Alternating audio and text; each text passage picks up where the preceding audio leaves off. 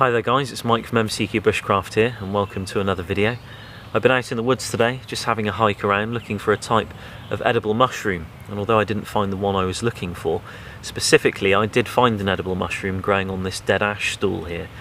And this is a very common fungi to find at this time of year, and if you live in various parts of the northern hemisphere, depending on the type of climate you have, you might be in luck to be able to find this. Certainly if you're in the south of the British Isles, you will almost certainly find this growing on a lot of different species of trees at this time of year. Sweet chestnut and ash are two of the common ones, but predominantly it will grow on hardwoods, and this ash stool here is coming to the end of its life. As you can see, it may be sprouting a few shoots, but the reality is that it's long gone and the fungi has taken hold, as they often do on things that are diseased or dying or dead. It's called Polyporus squamosus, or Dryad saddle, another name for it, pheasant back fungus, simply because of its appearance, and it's really easy to identify. But let's have a closer look at it, and I can tell you how to pick this one out, and I can show you how to actually cook it and eat it as well. If we look at this bracket here, you can see it's growing out of this dead piece of ash on the ground, and it's got a hard stipe just there, which is the stem of the fungus, and it's quite brown and dark, and it's a very easy way of just picking out the stipe of this particular bracket. The rest of it has a fan shape, and the patterning on top looks like the feathers of a female pheasant, which is where it gets its nickname pheasantback. There is nothing that looks like this bracket at any point in the year. The only thing you could really mistake it for is Piptoporus botulinus, birch polypore, which will not poison you if you eat it. In fact, some people do eat it, even though it's classified as an edible. But it won't do you any harm, and that's the nice thing about this bracket. It's quite safe to eat, it's very easy to identify. But this one here is definitely not what we want to be going for.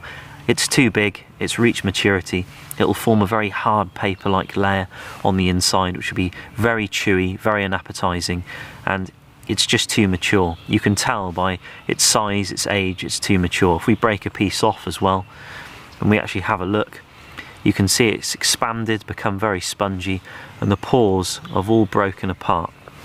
If we get in a bit closer, you can see it just there. If we ignore some of the larger ones that are around, we've got some really good specimens just here. If we have a look at this one a little bit closer, you'll be able to see the difference between this one and the larger one that was all tattered on the ground there.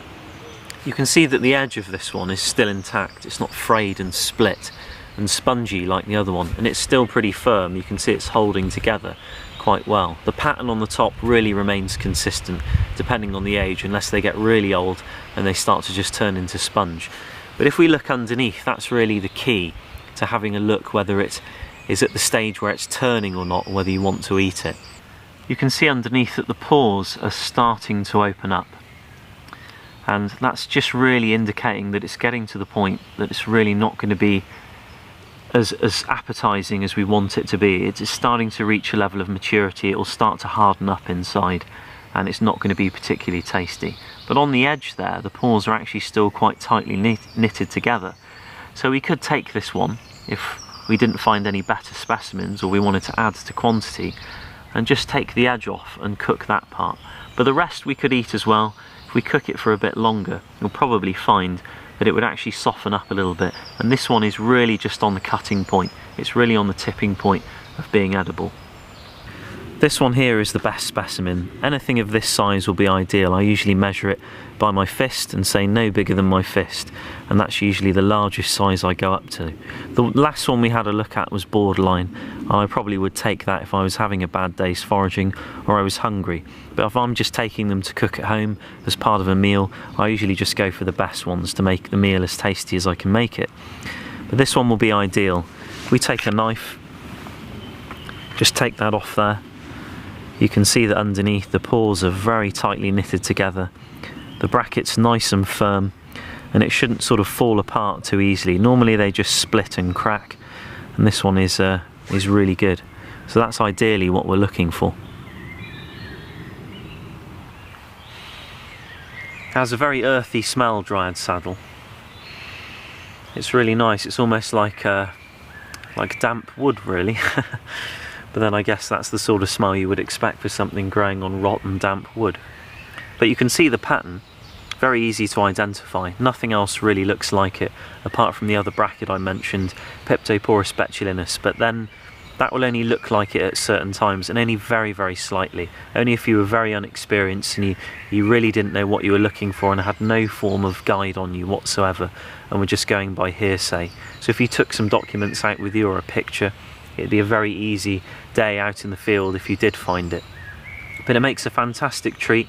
It's a very delicious fungus. It always reminds me of the taste of steak and mushrooms together, and it does make a good edible out in the field because it's a substantial size. Even though its nutritional value may not match its size, it's of a substantial size and can make a very good meal if you're out in the field and you want to do some cooking or you are foraging.